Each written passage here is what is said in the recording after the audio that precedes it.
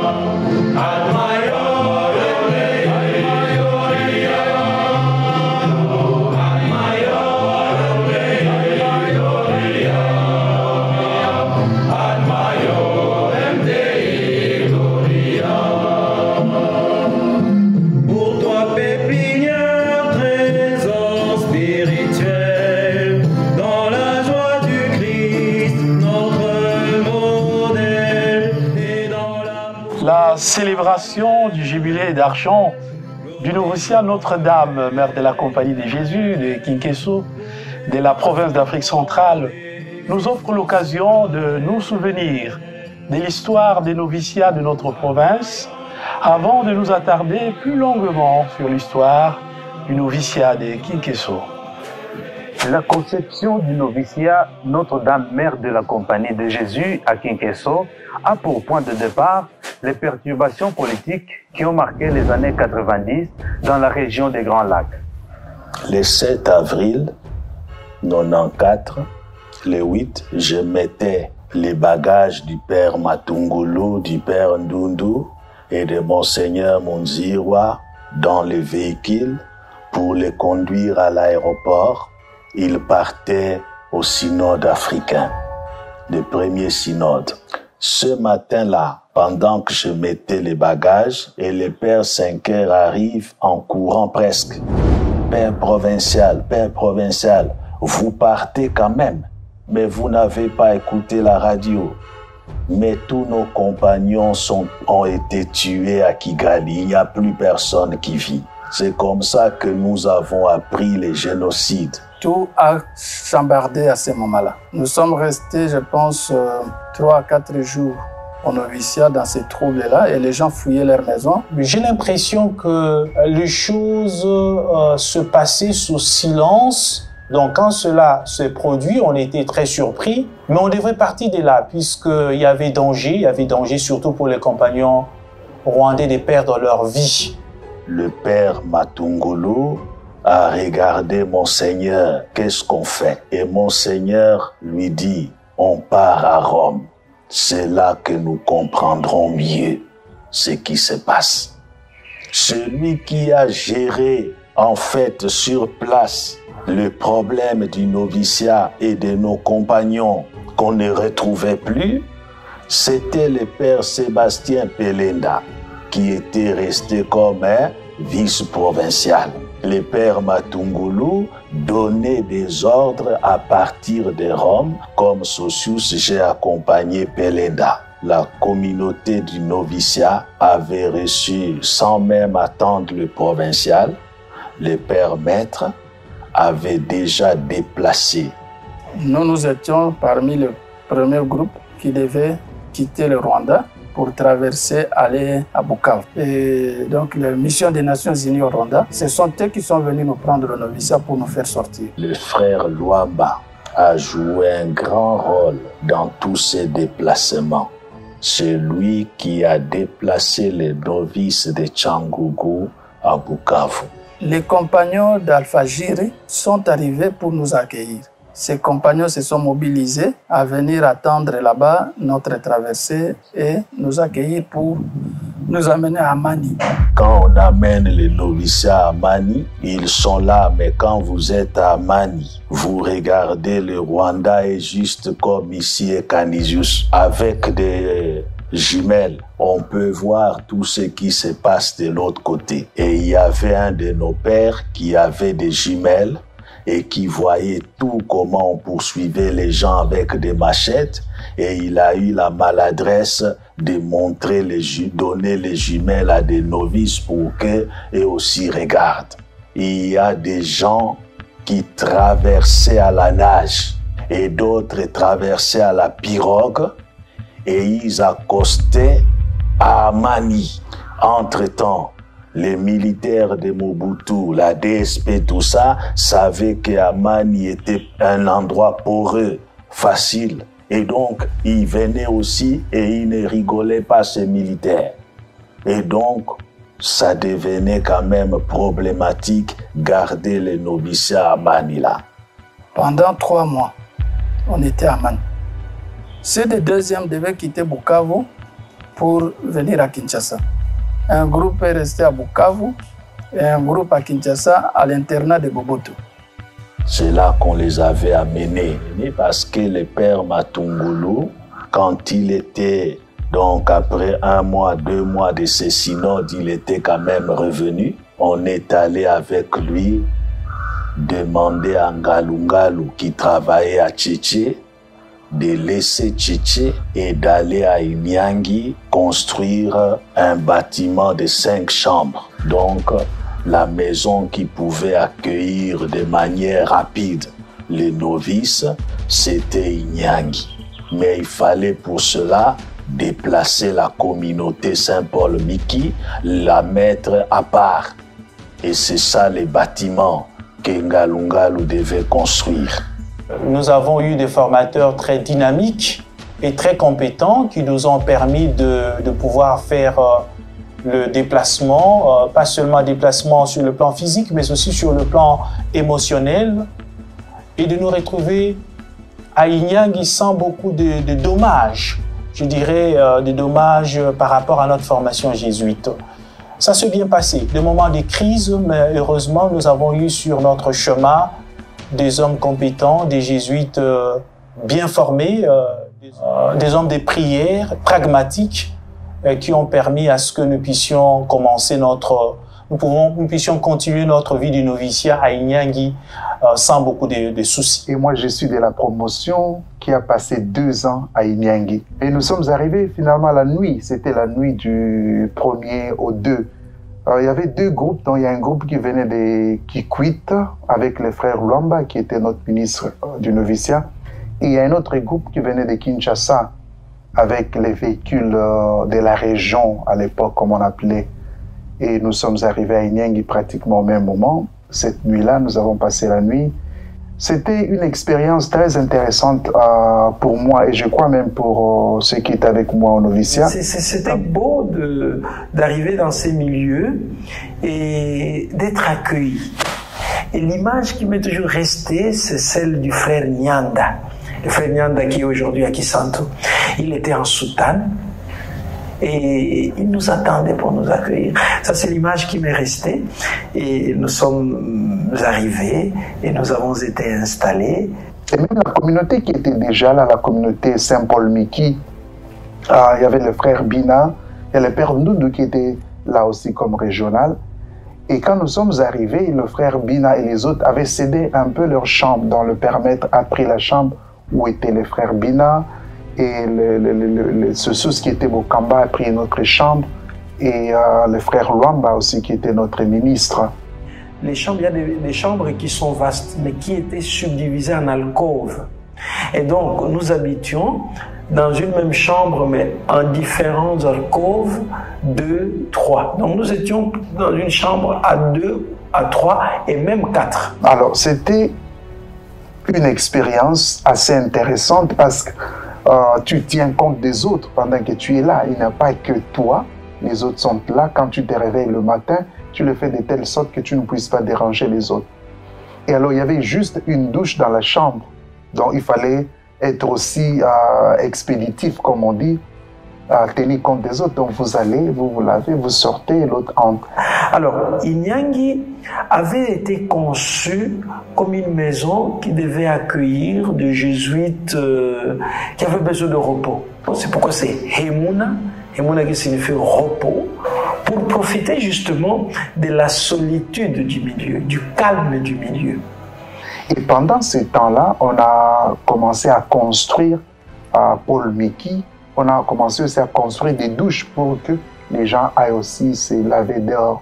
Et quand on a fini la construction de l'autre communauté, Paul Miki, la maison qui est juste en face, alors c'est comme ça que les autres ont déménagé. Donc il y avait le père Julien Marquet qui était là, le frère Bina, le père Ndodo comme régional, je crois, terminé déjà et retourné à Kinshasa. Il avait une nouvelle mission et ainsi de suite. Donc le noviciat a continué normalement. Donc c'était une très belle expérience pour nous, surtout pour moi, je crois. Inyangi, c'est un milieu à l'écart. Et le calme là m'a offert un lieu où la dispersion était plutôt rare. Et je dois avouer que ce que j'ai fait dans la compagnie après le noviciat, je l'ai plus ou moins pensé au noviciat. Inyangi n'a jamais été un endroit pour un noviciat définitif. Quand vous prenez les catalogues de 95, 96, 97, c'est toujours noviciat à de tempus. Mais ces noviciats-là ne portent pas de nom. La maison de Inyangi a existé avant que le noviciat n'y arrive.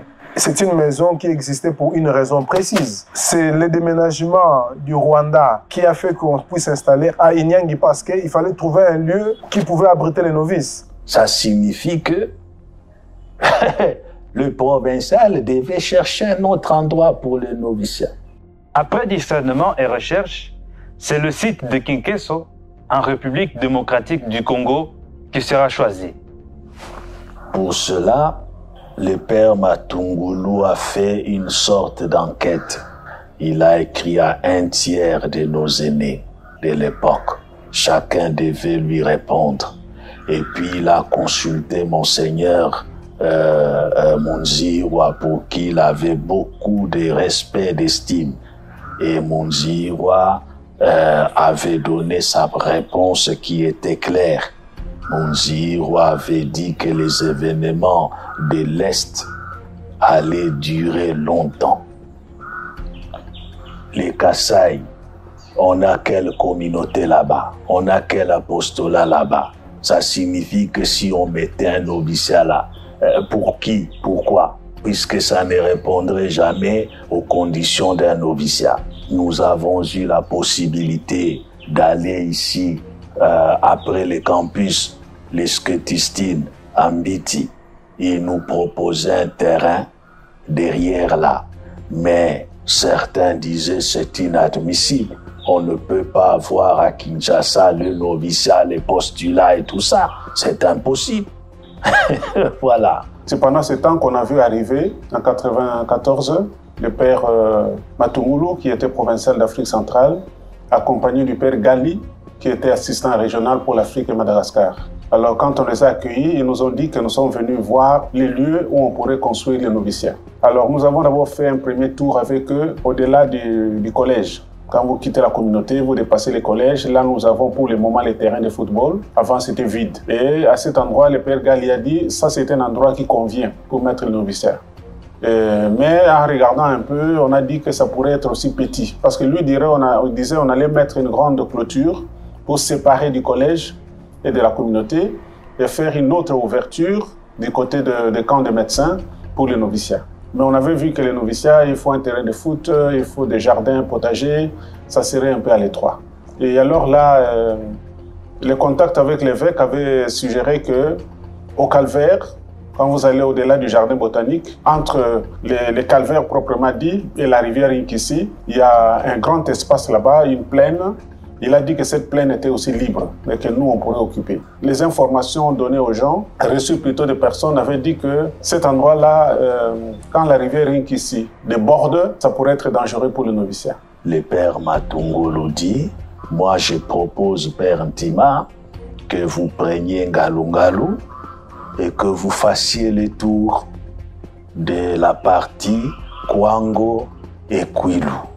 Allez-y, regardez, peut-être que vous aurez une idée et tout ça. Donc, nous sommes partis avec Ngalungalu et le chauffeur Faustin à 3. Matungulu est resté parce qu'il voulait avoir la neutralité. Nous sommes allés avec Ngalungalu jusqu'à Pelende, voir le centre Storda. Il y a une communauté jésuite apostolique, il y a un collège tout près, Kasongolunda, même si c'est loin, il y a Kingunda, mais il y a aussi les lycées des sœurs, que donc il y aurait toujours un lieu apostolique, il y aurait toujours une communauté apostolique, il y aurait toujours la possibilité de détente avec un village plus grand. Et puis on est revenu, on repasse par Kingunda, on repasse par Popo et on n'entre pas par Inyangi, on continue directement dans les Kwilu. Et on a vérifié, est-ce qu'on prend Kipalu? On a vu avec Ngalungalu le programme de Kipalu. Combien d'activités, combien de personnes qui s'inscrivaient. Et sinon, ça faisait pitié. Vous allez prendre Kipalu. Et tout ce monde-là qui vient pour la nourriture spirituelle, qu'est-ce qu'ils deviendront? Alors nous sommes allés voir à Kipalu 2. C'était Ngalungalu dit non, hein, on ne va pas commencer à retaper tout cela, ça va nous coûter plus cher. Et puis voilà, c'est en plein milieu d'une mission. Et puis nous sommes allés jusqu'à Djouma. On a vu Djouma, on a vu tout cela. Ah, Ngalungalu avait son avis, nous sommes revenus. On a soumis au père provincial. Alors pendant que le provincial discernait avec toutes ces informations qu'il avait reçues des compagnons que nous lui avons données, arrive le synode pour la vie consacrée en 95. Et donc le père provincial part au synode et le père Matungulu laissait toujours le père Pelenda comme vice-provincial. Deux autres noms sont à retenir dans cette phase initiale. Le père Henri Matota et le frère César Ngalungalu. Maintenant, vous comprenez pourquoi Matota il dort au noviciat. J'étais dans mon bureau de Socius, arrive le père Matota. Où est le provincial? Mes pères, il est à Rome, mais moi j'ai une urgence. Oui, j'ai trouvé un lieu pour le noviciat.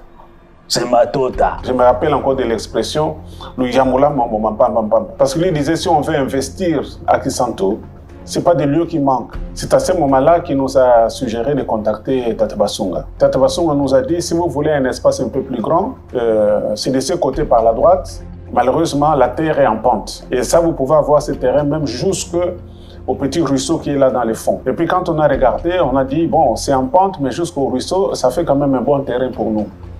Ça dépendra de celui que nous aurons comme architecte. Alors, on est allé voir Pelenda avec Matota et il compose le numéro que Matungulu lui avait donné à Rome. Et Matungulu et Pelenda lui dit, le père Matota est ici, il veut vous parler. Enthousiasmé, qu'il dit à Matungulu, père, je crois que j'ai trouvé un bel endroit pour le noviciat. Nous sommes allés voir Basunga, le Tata Basunga. Et puis, on a parlé, il nous a expliqué. Et puis, il nous a amené voir le terrain. Et le frère Gangwa lui a dit, on peut toujours construire. Il y aura peut-être beaucoup de marches ou de rampes, mais il y a moyen de construire. Donc c'est là où, entre-temps, le frère Ngalungalu est venu aussi. Ngalungalu, je l'avais connu déjà quand j'étais étudiant en licence à Bukavu. Il était déjà dans des constructions Mais le week-end, surtout dimanche après-midi, c'était un petit plaisir pour nous de faire le tour avec lui pour visiter ses chantiers. Donc avec lui, on avait déjà pris un peu le goût à suivre les travaux de construction. Quand il est arrivé, on a commencé à construire. Et ça, c'était surtout la collaboration entre le père Pelenda et le père Ngalongalo. Alors moi, là-dedans, comme économe, parfois je venais chercher de l'argent auprès du père Yoris Belmans, l'économe de province, sur base des notes qu'il me confiait. Quand le père Matota est mort, j'étais provincial. Où on allait enterrer Matota? Parce que Matota a travaillé tout le temps dans les Kisantu et au cervico, en fait, on l'a retenu de force parce que il ne savait plus se lever, il avait un problème de colonne vertébrale, donc il est resté couché 11 ans presque. Hein? Et donc, les gens du Bas-Congo n'acceptaient pas cela, que leur Matota soit comme séquestré. Même en étant au cervico, Matota faisait un apostolat incroyable. Tous les politiciens, quelle que soit leur tendance, il n'y a personne qui n'est pas allé voir Matota au cervico pour parler. Les Nekongo, comme on les appelle, les notables, ils font une délégation de toutes les tendances. Ils sont venus me voir. Permettez-nous d'enterrer le père, de faire un caveau pour Matota. L'évêque dit, moi, il faut qu'on enterre Matota Kisantu, je ne veux pas de problème. Il était mort à Kinshasa. On dit, mais Kimwenza aussi Kisantu. Non, Kisantu là de la mission. Mais la loi de la compagnie dit, on nous enterre là où nous sommes morts. J'organise la rencontre parce que je dois réfléchir. Pendant la rencontre, celui qui m'a le plus impressionné, c'était le père Ekwa, qui était l'aîné de nous tous. Il a dit, il faut le ramener dans son Kisantu. J'ai dit, on va le ramener dans son Kisantu. Pour être enterré, il a déjà quitté le diocèse. Il était abbé, le tout premier curé noir de Kisantu, c'est Matota, de Louis Lala. Mais on va le ramener comme si on le remettait encore au diocèse. Ça ne me plaît pas. Et pendant que je réfléchissais comme ça, une parole, tu l'enterres au noviciat. Comme ça. Alors, j'ai pris un papier, j'ai écrit « Je l'enterrerai au noviciat ». Et je donne à Gérard qui était à côté. Gérard lit, il me regarde, il souriait. Alors, j'ai pris les mêmes papiers, j'ai donné à Monseigneur Donat qui était à côté de moi. Il sera enterré au noviciat. Alors Donat me regarde, il fait comme ça. Alors j'ai dit à l'assemblée, on ne discute plus. Le père Matota sera enterré au noviciat. Quand on a enterré Matota au noviciat, les Nekongo, c'est eux qui ont fait les caveaux, c'est pas nous. Après l'enterrement, l'évêque me demande, qui vous a demandé de l'enterrer au noviciat? Le cousin est allé à la commune pour protester. À la commune, le bourgmestre lui a dit, tu ne sais pas que Mbachimbachi, le gouverneur, va venir.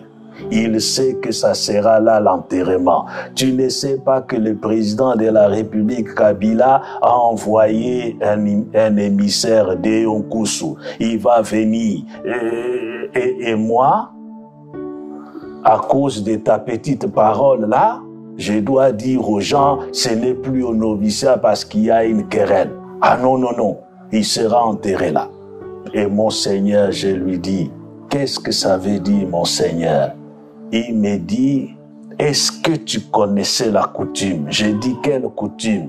Et il me dit, dans la coutume d'ici, quand c'est un ancêtre, un vieux qui a été enterré dans un endroit vierge, il devient le propriétaire réel de cet endroit.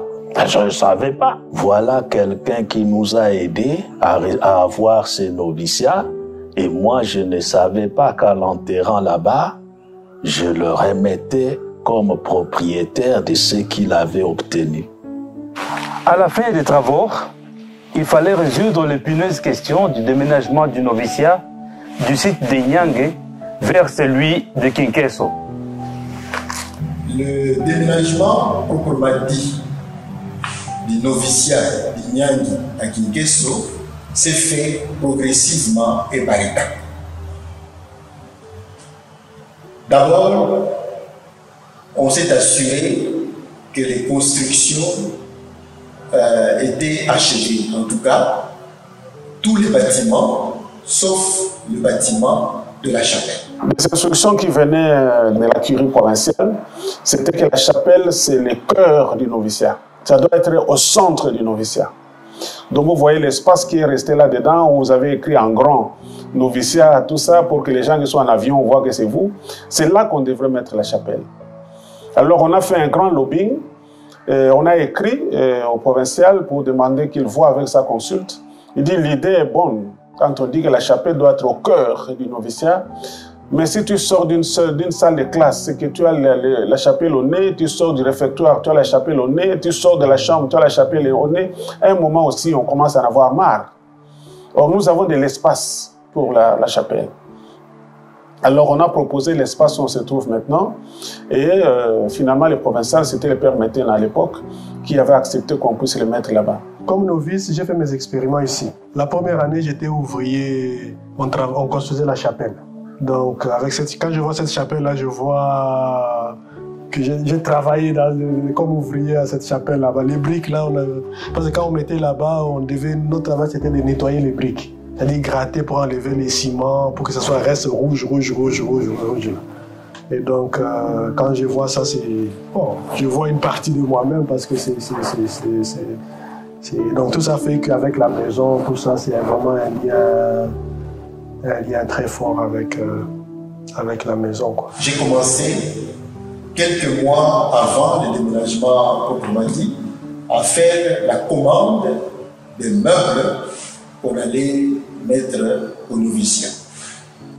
2 à 3 semaines avant que les novices et le père maître à l'époque, qui était le père Cook Alvaro, qui est venu en fait en rescousse comme père maître parce que le père Kassenge Jean, qui était père maître, quand moi j'ai commencé la régence comme ministre au noviciat, c'était le père Kassenge qui était maître des novices. Mais avec les événements de la guerre de Kabila de libération, alors le père Kassenge et les novices, 2 novices rwandais et un novice burundais, étaient obligés de quitter le noviciat pour retourner justement au Rwanda et au Burundi. Donc à ce moment-là, j'étais sorti du père maître.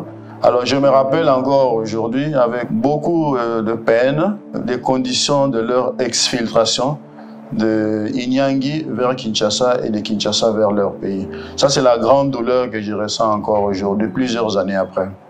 Alors, le père Alvaro, c'est celui qui a comme supérieur, maître et novice, supervisé les déménagements, mais mener les déménagements, c'est moi qui l'ai fait. C'était au mois de juillet et on prévoyait les expériments. Et nous, les N2, nous devrions faire le déménagement. Les N1, les novices de première, ils étaient en expériment quelque part, dispersés. Alors on a essayé de vider une partie de la bibliothèque, on a essayé de prendre la vaisselle, on a essayé de prendre les literies et on chargeait dans les camions pour qu'ils s'entourent. Et la période n'était pas facile. C'était pas facile parce que la route n'était pas en bon état. La nationale numéro 1, le pont Maïnogue avait été bombardé maintenant. Il fallait trouver des voies secondaires non goudronnées et aller passer par un bac. Il fallait faire la file. On a vu des voyageurs qui ont fait beaucoup de jours dans la file, en train d'attendre leur retour pour passer par le bac, traverser l'autre côté de la rivière pour aller vers Kinshasa. Ou encore ceux qui venaient du côté de Kinshasa traverser les bacs pour venir vers, disons, continuer sur la nationale numéro une transition difficile? Alors, 2 à 3 semaines avant le déménagement des personnes, je suis allé à Kinshasa. Je me suis installé. J'étais pratiquement le premier jésuite à habiter la maison. Je me suis installé à Kinshasa au noviciat, le temps pour faire nettoyer les chambres, pour y installer le meuble, pour veiller aux différentes démarches qui devraient être faites pour que la maison puisse être habitable, puisse être fonctionnelle. Et vers juillet, on a quitté la maison pour aller nous installer à Kisantu. Et là, on a commencé encore des travaux d'aménagement. Des propriétés, tout d'abord parce que c'était un chantier. On devait d'abord mettre la propriété, installer la maison. Et c'est pendant une de ces courses à Kinshasa, notamment à la 5e rue, où je suis allé acheter tout ce qui était nécessaire pour la liturgie, que le chauffeur qui était dans la voiture a été menacé par des gens armés et qui finalement lui ont pris la voiture. Et c'est comme ça qu'on n'avait plus de voitures à partir de ces jours-là. C'était quelques semaines avant que le noviciat ne débute vraiment à Kinshasa. Donc on nous a volé la voiture et nous étions obligés de nous débrouiller pour retourner au syndicat, à la communauté et plus tard à Kinshasa. Et après avoir installé, on devait préparer les vœux. On avait la dernière session sur la chasteté et on l'a faite. Et puis la comptabilité, on l'a faite aussi. Et voilà, après ces 2 sessions, on a émis les vœux et on a quitté le noviciat. Au noviciat, nous avons fait environ 20 jours. Juste le temps d'installer le matériel que nous avions amené Nyangi dans les chambres. Il y avait encore beaucoup de choses qui devaient se mettre en place. Nous n'avions pas de chapelle comme on l'a actuellement. Quand on entre au noviciat actuel, le bâtiment à gauche, sur la gauche, le premier, c'est ça qui a servi des chapelles. Et c'est dans ces locales que nous avons émis nos vœux. Je suis par le Père Mitterrand, célébré par Monseigneur Fidèle Célèbre. C'était très émouvant pour nous.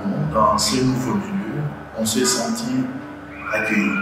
Quand nous avons émis nos vœux le 8 septembre, dans l'homélie, Monseigneur qui dit, voilà, vous êtes maintenant dans un groupe de ceux qui ont accepté l'Église et d'être envoyés partout. Et depuis lors, depuis que nous sommes sortis du noviciat, on est envoyés partout. Et c'est à cette même occasion que le noviciat a été officiellement béni et inauguré. Alors les supérieurs ont décidé le nom de Notre-Dame Mère de la Compagnie de Jésus, vu la dévotion que Saint Ignace avait pour la très sainte Vierge Marie. Et pas, pour ne pas aussi faire confusion avec le noviciat de Tchangougou, parce que plus tard, ce noviciat est devenu la noviciat de la région indépendante Rwanda-Burundi, qui s'appelait noviciat Notre-Dame de la Route. Alors donc, comme nous, on voulait garder quand même le nom de Notre-Dame, notre ancien noviciat était Notre-Dame de la Route, les supérieurs ont proposé le nom de Notre-Dame, Mère de la Compagnie de Jésus. Il y a une note très intéressante qui était écrite en italien où notre Père Ignace disait « Marie Notre-Dame, Mère de la Compagnie de Jésus, sera émue de nos efforts pour être au service de son Fils, qu'elle nous protège et nous garde toujours. » Donc c'est en souvenir de la dévotion particulière que Saint Ignace avait pour Notre-Dame que les supérieurs ont voulu garder ce nom de Notre-Dame, Mère de la Compagnie de Jésus.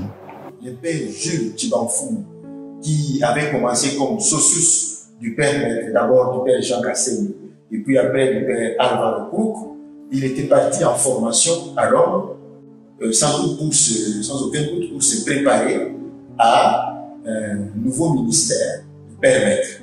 Et donc, le jour de vœux à Kinshasa, il était là, comme socius du père Maître Cook Alvaro, qui était en fait en train de finir comme père Maître, puisqu'il était venu juste en remplacement rapide à la suite du départ du père Kassem. Alors pour ce qui me concerne, j'étais d'abord à Rome, où je faisais une licence en spiritualité.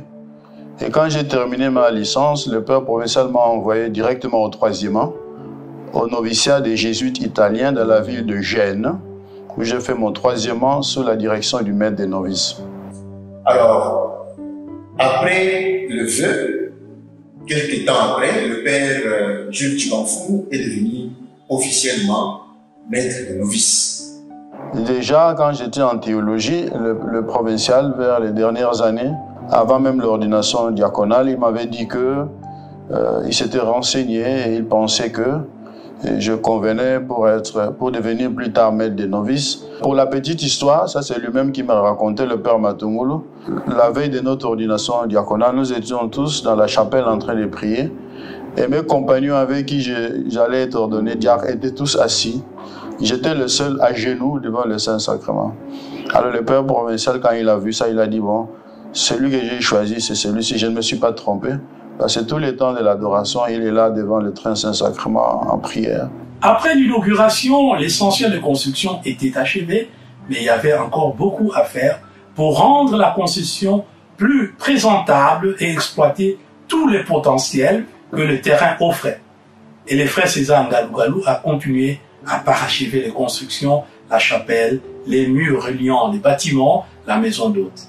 Tandis que les différents ministres se sont attelés à planter les arbres et surtout à créer un verger important. Avec les jeunes novices, nous étions décidés de transformer notre espace, faire du noviciat Notre-Dame Mère de la Compagnie de Jésus de Kinkeso un espace où il fait beau de vivre. Un des objectifs que nous nous sommes assignés durant notre service de ministre du noviciat était de mettre en valeur les 7 hectares d'étendue sauvage de la concession du noviciat.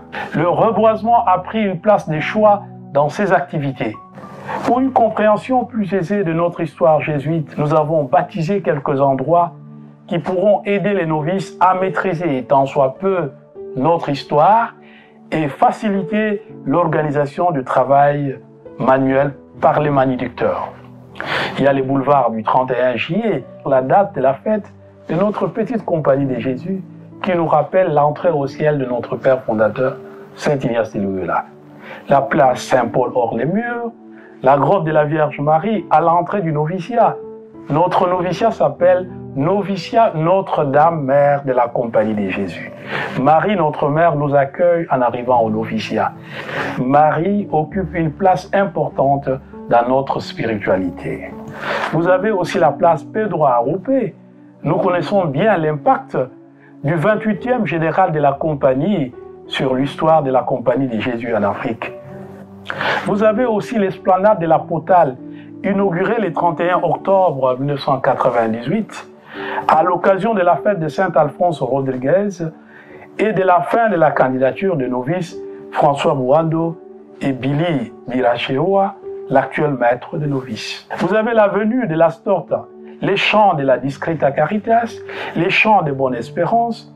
Nous avons planté 400 palmiers, les chemins sinueux du pèlerin du 3e millénaire, pour aider les novices à circuler dans la partie de la vallée sans fournir beaucoup d'efforts en marchant. L'avenue du Magis, les forums des contemplatifs dans l'action, la voie des Alumbrados, les champs de la vallée. Nous avons commencé un élevage de poules pondeuses, des canards, des pintades, des pigeons, mais sana, il corpore sano. Les travaux de l'aménagement du terrain de football ont commencé au mois de mai 1999. Nous avons confié ce travail au père Jacques Ngoma et qui a travaillé avec un groupe de jeunes garçons d'Nkando. Pour aider les novices à mieux fréquenter notre concession en pratiquant la dévotion du chemin de croix, nous avons planté 13 croix de 2,50 m et une croix de 4 mètres, celle de la 12e station. Les débuts du noviciat de Kinkeso nous a permis de vivre dans l'austérité et l'insécurité dues aux opérations amorcées pour la libération du Congo-Kinshasa en 1998, au prix d'avoir été attaqué personnellement par des faux soldats dans la nuit du Jeudi Saint 1999. Ça nous trouve au moment où nous sommes dans les sessions préparatives au vœu. Il y a le père Kipupu qui nous donnait une session. La session doit s'arrêter brusquement. Nous avions connu quelques attaques au niveau du noviciat. Ils venaient chercher l'argent certainement et des biens. Les rebelles pensaient que nous avions la phonie. Nous n'en avions pas en fait. Un jour, j'ai entendu un bruit. En fait, 2 rebelles armés et puis un jeune sont arrivés et puis ils ont commencé à me faire des signes. Il faut venir, viens, viens. Là, à ce moment-là, on ne devrait pas faire de résistance. Et c'est à ce moment-là que je m'étais rendu compte que ils étaient déjà dans la chambre de l'économe. Et ils avaient un sac. Je suppose qu'ils ont pris des choses chez l'économe. Un soir comme ça, on voit des phares qui venaient vers le noviciat, mais c'était la débandade. Nous étions au réfectoire, en train de manger. Donc tout le monde a disparu comme ça. Et puis 30-45 minutes après, commençait à revenir un à un. Et puis quand on a dit là, il y a 3 qui ne sont pas là. Que ceux-là avaient couru jusqu'à Kandu et ils sont passés la nuit chez une des cuisinières, Maman Mélanie. Une des cuisinières, ils ont passé la nuit chez elle là-bas et puis ils sont revenus le lendemain matin. Je suis parti aussi et je regarde derrière moi parce qu'on n'avait pas de courant, c'était des collements qu'on allumait. C'était allumé, l'eau de la salle de plonge coulait. Et les magasins, les portes étaient ouvertes. Je suis rentré pour éteindre le collement, fermer les magasins et sortir. Mais c'est quand je sortais du réfectoire, ils étaient à l'entrée. Nous avons eu la vie sauve en fouillant et en nous cachant du côté de la vallée sous la riche des abeilles. Et nous nous sommes rendus compte que les abeilles dorment profondément la nuit. Nos parents, il y en a qui commençaient déjà à pleurer, la province n'avait pas de nouvelles, mais on survit.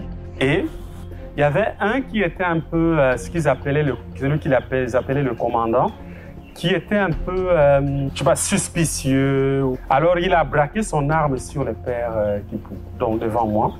Alors, il a tiré sur le père.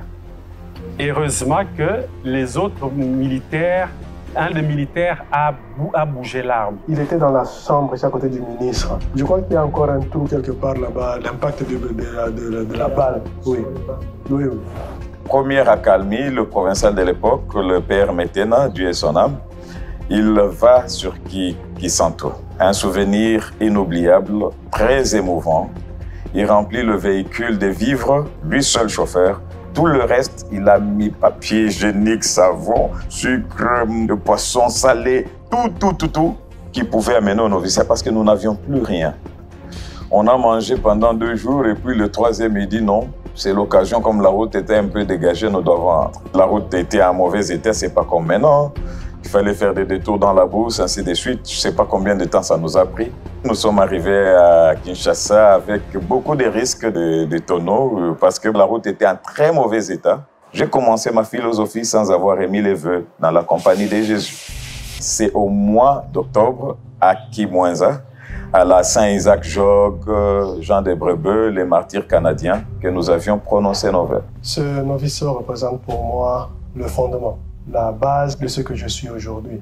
C'était la 2e guerre de 98 et donc on est arrivé 3 semaines après les autres à la fin de la candidature et donc nous avons commencé notre noviciat de façon spéciale et nous l'avons aussi terminé de façon spéciale parce que nous n'avons pas émis les vœux avec les autres, nous l'avons fait quelques semaines après à Canisius. Je crois quelque part cela nous a beaucoup marqué par la suite.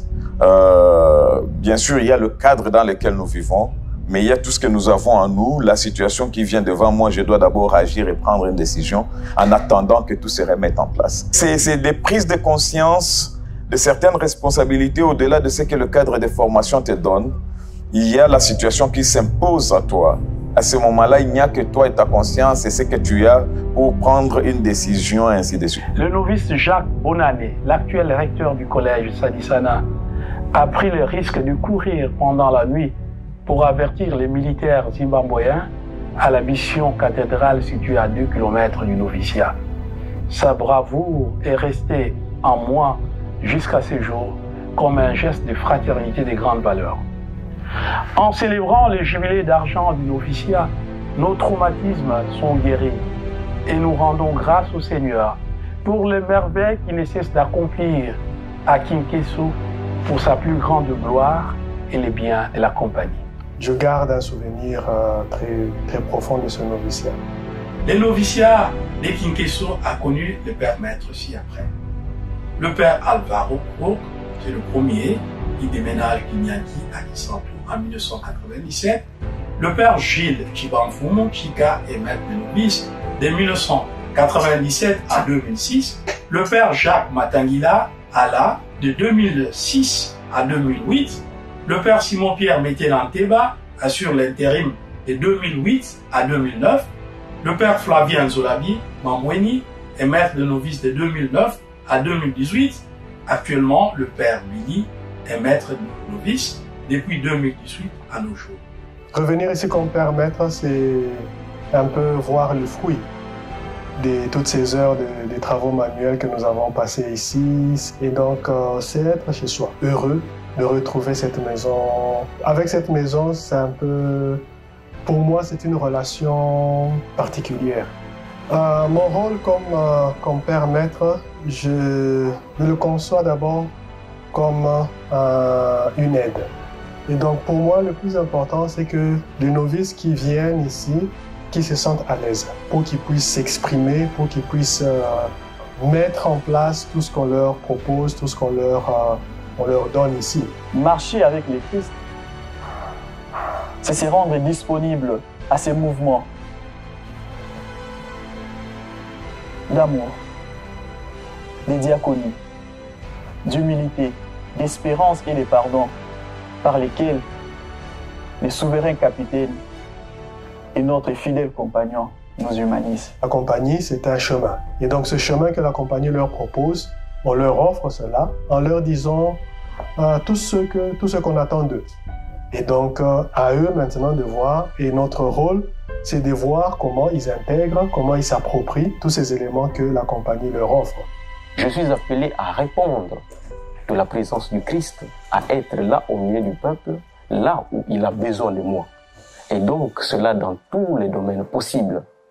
Je suis appelé à rendre service au peuple de Dieu, pas pour apporter des solutions. Mais moi, en tant que jésuite, je suis appelé à accompagner ce peuple de Dieu, à témoigner de la présence du Christ au milieu de lui, à discerner avec lui de telle façon qu'il puisse être en mesure de trouver des solutions à ces problèmes. Promouvoir le discernement et les exercices spirituels. Au cœur de ces deux expériences se trouvent tout d'abord les exercices spirituels auxquels le novice s'est préparé par une initiation progressive à la prière et à l'ouverture confiante au Père Maître. L'expérience fondamentale, c'est l'expérience des exercices qui testent vraiment que la personne est appelée à la compagnie. Et quand on en sort, on sent qu'on a vraiment été avec Dieu. Une des expériences majeures, c'est la grande retraite. La grande retraite, pour moi, c'est un grand souvenir inoubliable. C'est un expériment où le Seigneur m'a indiqué, où le Seigneur a réveillé ma conscience en m'indiquant l'itinéraire qui conduit vers lui. Et la grande retraite, pour moi, le Seigneur m'a dit, regardez de l'autre côté. L'autre côté que je dois regarder, c'est sa parole. Je ne peux que résumer toutes ces expériences dans une phrase. Demeurer toujours uni à Jésus, c'est un appel à la disponibilité et à la recherche de sa sainte volonté. Le sens de ce jubilé, dans un contexte normal, 25 ans, c'est un moment de célébration. Mais au-delà de cette célébration habituelle, il y a tout le parcours. Et comme Saint Ignace nous l'apprend, de faire cette relecture de ces 25 ans. C'est d'abord voir que sont devenues toutes ces personnes qui sont passées par cette maison, qu'est-ce qu'elles sont devenues par rapport à tout ce que la maison a vécu pendant ces 25 ans. Parce qu'à partir de l'année prochaine, le nombre va augmenter. Ce qui fait que c'est aussi une nouvelle étape. Les ajouts qu'on fait au noviciat, ce n'est pas de l'arbitraire. Celui qui a fait les plans du noviciat, c'est Cyprien, l'oncle de Sétibou, le cadet de Mama Kwabi. Matungulu lui avait demandé de faire un noviciat qui aurait au moins 40 chambres. Donc ce qu'on ajoute là, ce n'est pas le père Kyungua, non. Le plan original devait atteindre au moins 40 chambres. Ça veut dire que le noviciat n'avait jamais été achevé. Et donc c'est aussi un moment de regarder dans l'avenir avec espérance, parce que le grand nombre signifie que le Seigneur continue à appeler les hommes à la vie de la compagnie, à la vocation de la compagnie, que la vocation de la compagnie reste une possibilité pour les jeunes d'aujourd'hui, ici au Congo et en Angola. Et là, nous rejoignons aussi la spiritualité ignatienne qui nous invite à nous rappeler les bienfaits reçus du Seigneur. Et c'est par cet exercice de rappel, de mémoire, que nous aboutissons à l'action de grâce. Et cette action de grâce qui se traduit en offrande de nous-mêmes. Le Sushipé, prends Seigneur et reçois. Tout ce que j'ai, je l'ai reçu de toi. Tout appartient. Dispose de moi selon ta volonté. En bref, le résumé du Sushipé de Saint Ignace de Loyola. En service depuis 25 ans déjà, le noviciat de Kinkeso a accueilli un total de 374 candidats voulant devenir jésuites, parmi lesquels 7 frères et 367 candidats scolastiques. De ces 374 candidats, 264 ont émis leurs premiers vœux, dont 3 frères et 261 scolastiques. Ce qui donne en pourcentage 70,59% sur le total des entrées, 50% pour les frères, 71,19% pour les scolastiques. Sur ces 261 scolastiques entrés, 84 seront ordonnés prêtres, soit 22,82% des scolastiques entrés, 32% des scolastiques ayant émis leur premier vœu. En 2022, la province jésuite d'Afrique centrale compte un total de 220 jésuites issus du noviciat de Kinkeso. Cela fait 58,82% des entrées, 83,33% sur le total des novices ayant émis leur premier vœu à Kinkeso. Ces 220 fruits de Kinkeso sont répartis de la manière qui suit. 138 scolastiques non prêtres, 1 frère, 81 prêtres et 9 jésuites ayant émis leur dernier vœu, tous prêtres. Dans ce monde devenu de plus en plus hostile au message du Christ, prions le Seigneur pour qu'il suscite davantage de vocations, pour qu'ensemble nous puissions bâtir un monde meilleur pour la plus grande gloire de Dieu. Et pour ne manquer aucune de nos activités, nous vous prions de vous abonner à notre chaîne YouTube, Province Jésuite d'Afrique centrale. Frères et sœurs, à cette même occasion, nous vous exhortons à laisser agir l'élan de votre charité en soutenant les œuvres des jésuites à travers vos dons. Pour plus de détails, nous vous prions de nous contacter à travers ce numéro.